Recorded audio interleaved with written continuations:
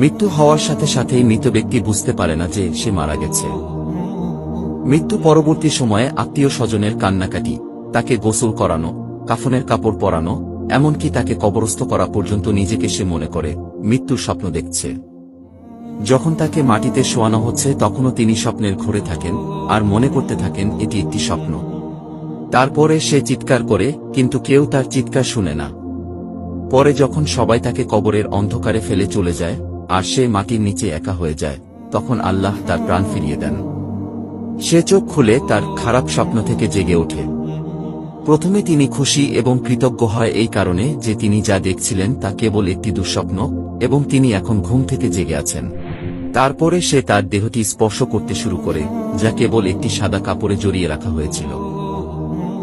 তখন সে অবাক হয়ে বলতে থাকে, আমার শার্ট কোথায়, আমার প্যান্ট কোথায়? এবং সে আরও অবাক হয়ে বলতে থাকে, আমি কোথায়, এই জায়গাটি কোথায়, সর্বত্র ময়লামাটির গন্ধ কেন, আমি এখানে কি করছি? অতঃপর সে বুঝতে শুরু করে যে সে ভূগর্ভস্থ এবং তিনি যে অভিজ্ঞতা নিচ্ছেন তা স্বপ্ন নয়। এবং সে আরও বুঝতে পারে যে তিনি সত্যিই মারা গেছেন। তারপরেও তিনি যতটা সম্ভব উচ্চস্বরে চিৎকার করতে থাকেন এবং তার স্বজনদের ডাকতে থাকেন যারা তার উপকারে আসতে পারে, কিন্তু তাকে কেউ উত্তর দেয় না। অতঃপর সে মনে করে যে এই মুহূর্তে কেবলমাত্র আশা মহান আল্লাহর কাছে। আল্লাহর কাছে ক্ষমা প্রার্থনা করার সময় সে কেঁদে ও মিনতি করে বলতে থাকেন, হে আল্লাহ, আমাকে ক্ষমা করুন, আমাকে ক্ষমা করুন। তিনি একটি অবিশ্বাস্য ভয় নিয়ে চিৎকার করেন যা তার জীবদ্দশায় তিনি এর আগে কখনো অনুভব করেনি।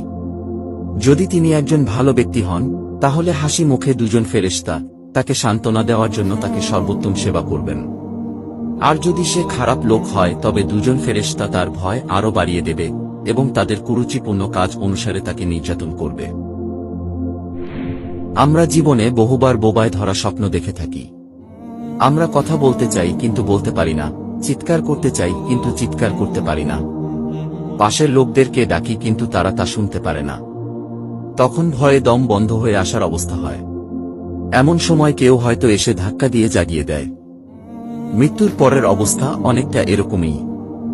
মৃত ব্যক্তি সব দেখতে পারেন, আপনজনদের কান্নাকাটি, দাফন কাফনের আয়োজন সব দেখতে পারেন, কিন্তু সেই বোবায় ধরা স্বপ্নের মতো তিনি নিরুপায় হয়ে সব দেখতে থাকেন।